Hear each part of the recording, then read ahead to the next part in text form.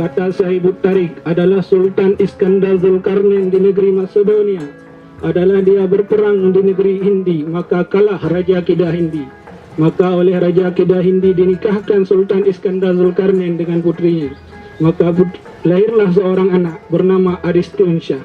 Syahdan adalah Aristun Shah itu terlalu baik perangainya dan mengikut agama Nabi Ibrahim alaihissalam. Maka dengan takdir Allah ketika dia dewasa, maka dia menikah ke negeri Turkistan di Asia Tengah.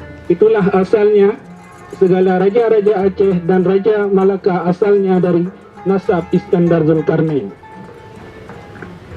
Kata Sahibut Tarik adalah seorang sultan di Turkistan yang bernama Sultan Ilek Khan bin Tukha. Kata yang lain Ilakul Khan.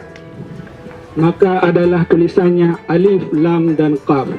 Dan makna sultan itu artinya orang yang kuat yang melaksanakan hukum Allah. Dan makna raja itu ra artinya rahmat, karena rahmat Allah lah dia menjadi raja dan segala rakyat tunduk kepadanya. Dan makna alif itu artinya khalifah. Alif itu adalah amar ma'ruf nahi mungkar. Dan makna jamal itu jaim itu jamal, yakni sempurna akal budi dan akhlaknya. Maka disebut dengan raja. Barang siapa berlaku zalim, maka dia bukan raja, maka disebut dia itu adalah orang az-zalim.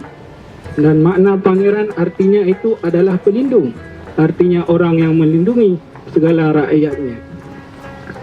Maka adalah Sultan Ilek Khan itu terlalu baik perangainya. Syahdan pada 383 oleh Khalifah Al-Qadir Billah, maka diangkat menjadi sultan di negeri Turkistan. Itulah asalnya. Kemudian anak cucunya pergi hingga ke negeri Hindi dan Aceh Darussalam. Itulah asalnya Turkistan dengan Aceh Darussalam. Maka ada seorang anak cucu dari Sultan Seljuk bin Tukha itu yang bernama Tugril Bek. Adalah dia terlalu alim perangainya, lagi bijaksana tingkahnya. Ialah yang membebaskan Khalifah Al-Qaim dari Syiah di Baghdad. Maka pada 454 Khalifah menikahkan putrinya dengan Sultan Tugril Bek. Maka Sultan Tugril Bek itu pun wafatlah pada 455. Kemudian naiklah Sultan Alip Arslan Singa Pemberani. Maka dialah yang melaksanakan hukum Allah dan membangun Madrasah Nizamiyah. Syahdan masa itulah Imam Al-Ghazali lahir. Kata Sahibut Tarik, pada 464 maka peranglah Sultan Alip Arslan Singa Pemberani itu dengan kaum Romawi. Maka kata Sultan, hari ini hari Jumat, baik kita serang mereka pagi-pagi. Maka kata ulama, wahai Sultan kami, janganlah engkau serang orang kafir Romawi. Pasukan kita ini 20.000, sedangkan pasukan mereka itu 100.000. Maka kita akan alah. Maka kata ulama itu, setelah kita salat Jumat dan setelah katik-katik mendoakan kita oleh Allah, maka marilah kita berperang. Itulah yang ada foto yang sini, yaitu Sultan Alip Arslan. Syahdan dalam perang yang luar biasa itu, maka alah segala orang kafir. Seolah-olah Allah berfirman kepada mereka, matilah kamu, maka mereka semua pun mati. Maka Kaisar Romanis Diogenes ditangkap oleh Sultan Alip Arslan. Maka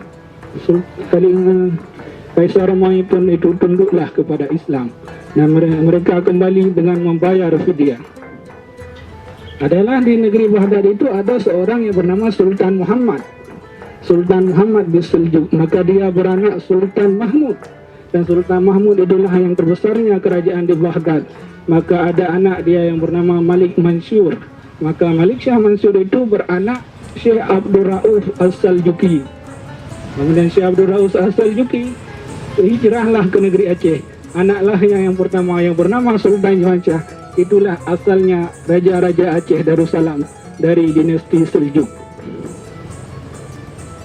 Maka Syekh Abdul Rauf As-Saljuki itu terlalu baik ilmunya dan mengajarkan segala rakyat. Syahdan pada 601 Hijrah.